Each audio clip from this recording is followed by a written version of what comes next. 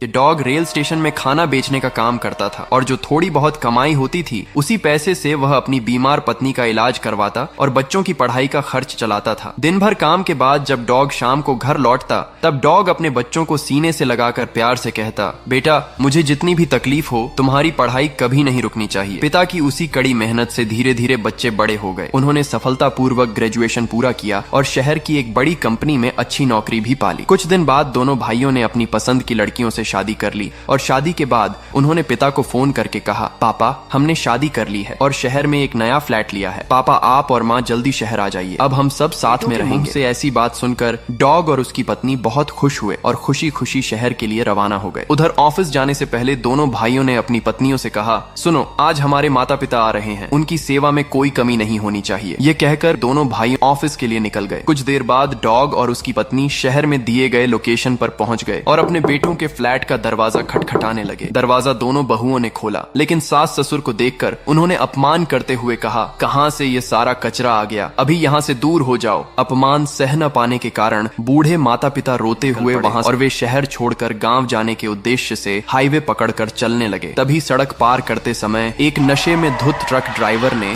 Dog और उसकी पत्नी को टक्कर मार दी और वहां से भाग गया। उसी समय डॉग और उसकी पत्नी ने सड़क पर आखिरी सांस ली। इस घटना को उनके एक पड़ोसी ने अपनी आंखों से देखा और तुरंत डॉग के बच्चों को फोन करके सारी बात बता दी। ये सुनकर दोनों भाई पागलों की तरह घटना स्थल अपने माता पिता को सीने से लगाकर रोने लगे और कुछ देर बाद दोनों भाइयों ने गांव के एक श्मशान घाट पर अपने माता पिता का अंतिम संस्कार कर दिया। अंतिम संस्कार के बाद दोनों भाई घर लौटे और उसी समय अपनी पत्नियों को तलाक दे दिया।